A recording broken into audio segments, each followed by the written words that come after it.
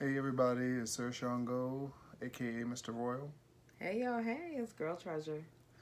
and this is Leather Family Values, episode 2. We are talking about Sexuality. It's gonna be real sexuality. short though. We want y'all to ask some questions. Yeah, so how do you feel about sexuality? What is sexuality to you? Why don't you start? So, sexuality to me, it can be a broad topic. Sexuality has nothing to do with gender, to me, in my eyes. I don't know, it could be very broad.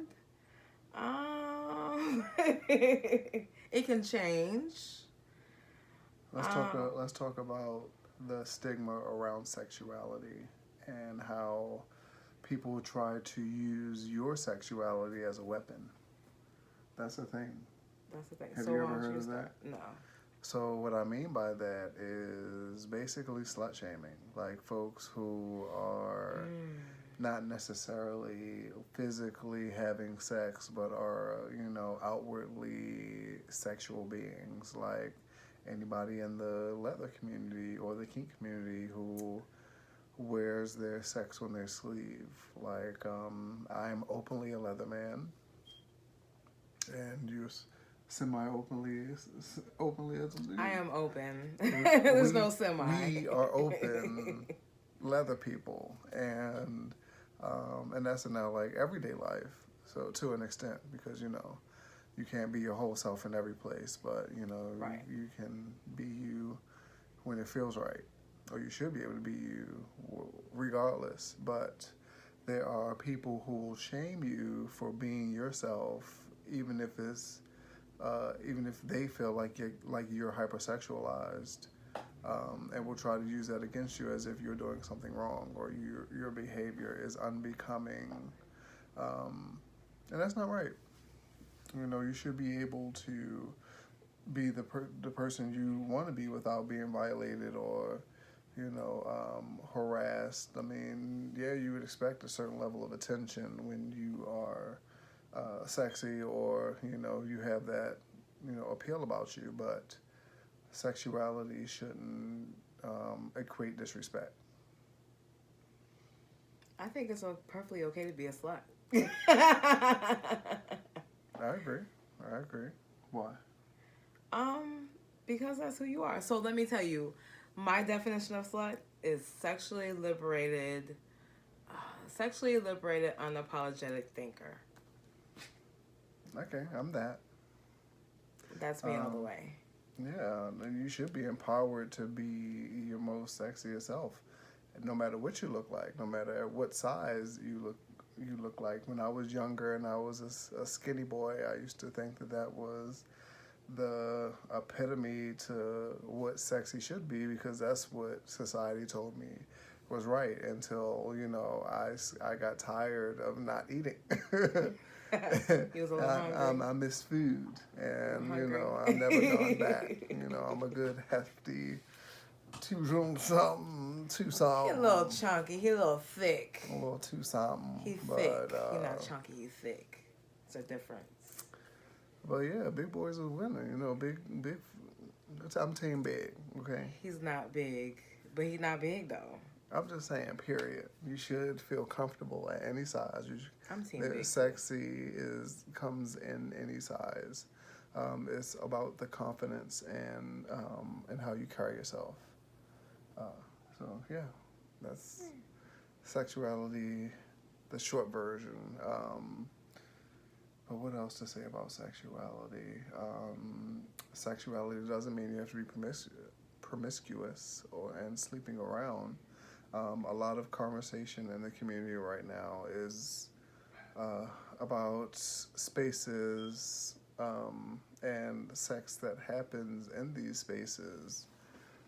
So yeah, well, I ain't gonna go into that because I ain't trying to, fuck up nobody's business. Don't do that. But We're not about that life. no, no, Um, and by no means is anybody yucking anyone's yum. at all. Do what you feel is right. I mean, we all should be grown and doing grown things at the end of the day. Um, but sexuality is about feeling sexy, not just in body but in mind. Um, Showing and just being a positive person. Like positivity is sexy. Confidence is sexy. Bravery is sexy. Yeah. So, and then the whole sexuality piece, it can change. Mine has changed over the years. As I've gotten older, actually just become sexually liberated. Um, when I was younger, I just learned that I like sex. I preferred sex with women. I mean, I guess I still like sex with women, but I'm ready to explore other things. So, stuff like that. But Well, sexuality in the context of orientation is a whole nother ball game and a whole nother realm of what sexuality means to people. I mean, because if you're non-binary, I mean, your sexual spectrum varies. It's that big. It is that big. this big, this big. Um, and for folks who are a little bit more binary, you have preferences. There are things that you like. There are things that you like sexually that makes up the makeup of how you have sex and the people that you enjoy sex with. And that's important because a lot of people don't know that about themselves, so they put themselves in situations where you are, gaining a lot of partners, but you're still not sexually satisfied because you know what you like, but you feel like if there was more people in the space that it would equate to the things that you like to do. I mean, I've been in plenty of threesomes and foursomes and moresomes that. Some moresomes? Yes, and the moresomes where, the folks that were in the space couldn't hang, but that was their preference, is to be in these type of sexual situations. Why would you put yourself in a sexual situation and not be able to perform to the standard that and embarrassing everybody, or disappointing everybody because you don't know yourself. So get to that point. Learn yourself first before you start putting bad sex on other people, even if it's not bad. Hey, sometimes, people won't tell you. They just, if there's so many other people in the room, you can't really tell. True that. I guess that's what it is. True that. The no judgment free zone. But for those who enjoy something a little bit more exclusive, and exclusive doesn't mean just two people. That just means like a small, right? A small amount of people. Yeah. It could not even have to be a small amount of people. You could exclusively just sleep with 5 or 6 people. Yeah, and that's it. And that's a poly situation if folks, if everybody agrees to the thing and is consenting to the relationship, then that could be a beautiful thing, and it will, and especially if it's a closed triad or myad or however many ads. Goals. Those are my goals. But yeah, the more you add to the situation, the more complicated it can be if you're not communicating effectively. Sexuality and communication go hand in hand. I remember my days of hooking up on the apps.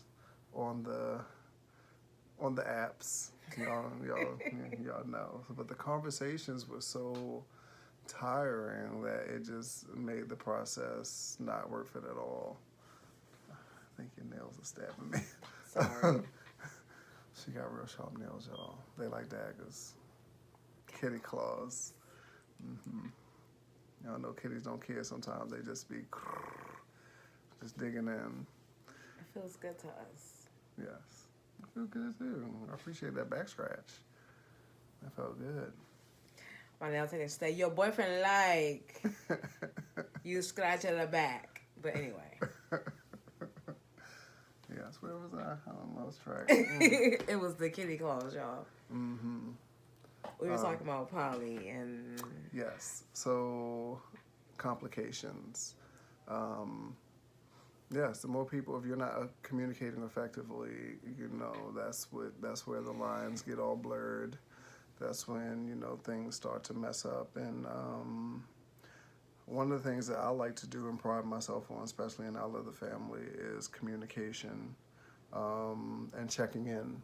Checking in is very important in a multi-person relationship or even a single person relationship, because ain't nobody mind readers, and if you're not communicating effectively, then your mind wanders, and you think the worst before the better, and then that's what causes unnecessary problems, unnecessary drama and jealousy and conniving, backstabbing, unnecessariness. And if you want out, just say that. Even if I feel like if you love somebody enough and you aren't happy to that extent that you need to leave, that you should say something. If you really love somebody, let them go, because at some point there'll be healing, and you can build the relationship back to a space where you can at least be friends, if you can't, like, right up front. But that depends on how much communication is spent in that time of separation. That relationship doesn't have to die. It can just change. But yeah, that's if you get to that point. But if you're not there, don't get there. Just communicate. What could we do better? What can we change? What is it that you need that I can't give you? This is what I need that you can't give me. And I'm going to do this because Will Smith said it best. He said that I cannot be responsible for your happiness. He said that absolutely correct to Jada Pinkett, when they were, when their Red Table Talk and all of that. I mean, I guess in his, philosophical talks, he was saying that, nobody else is responsible for your happiness but yourself. Yeah, I believe the person, your partner, your relationships or whatever, they add to your happiness. Right. They shouldn't take away from it, but they are not the sole purpose. They are not the sole provider of your happiness. You have to be happy with yourself first. And if you're happy with yourself, you'll feel sexy. Yes. Inside and out. Y'all like my new haircut? It's sexy, right? Like my hair need to be done. No, his hair is perfectly fine. But yeah, so we want y'all to ask us questions. Yes. What do you want to know about How sexuality? do you feel about sexuality? Does sexuality mean that you have to compromise your goodiness, your goodness? Does your slugginess overrun your entire life? Do people shame you for being sexy or hypersexual, or is it jealousy? I mean, most of the time, if somebody has something to say, it's because they either want it or whatever the case might be. They hate you because they ain't you. So, you get that sometimes. But yeah, like, subscribe, comment, and share. Sharing is caring. But yes, ask us questions. What do y'all want us to talk about? What do you want to know about? I wanted to highlight somebody in the community today who's been doing some great work.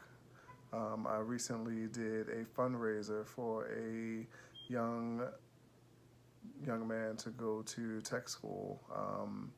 Glenda Ryder, she is a part of FIST, which is Females Investigating. Females investigating sexual terrain.